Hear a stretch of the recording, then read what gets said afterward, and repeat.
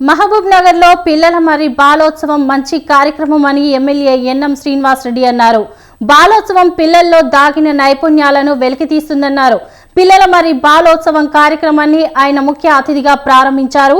ఇలాంటి కార్యక్రమం నిర్వాహకులను ఎన్ఎం అభినందించారు.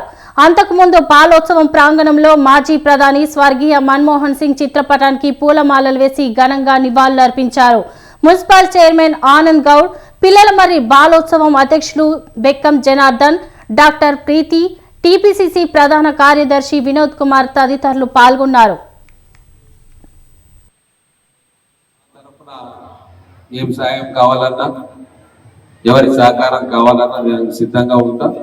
పిల్లలందరూ చాలా ఉత్సాహంగా పాల్గొంటా ఉన్నారు. అలాగే స్కూల్స్ మేనేజ్మెంట్ కూడా సహకరిస్తూ ఉన్నాయి. ఖచ్చితంగా ఇదొక మరపురాని ఈవెంట్ గా ప్రతి సంవత్సరం పిల్లలు ఎదురు చూసేటట్టుగా, పేరెంట్స్ ఎదురు చేసేటట్టుగా మారుతుందనడంలో సందేహం లేదు. వచ్చే సంవత్సరం దీన్ని ఇంకా పెద్ద ఎత్తున జరుపుకోవడానికి నేను నా సంపూర్ణ సహకారం అందిస్తా.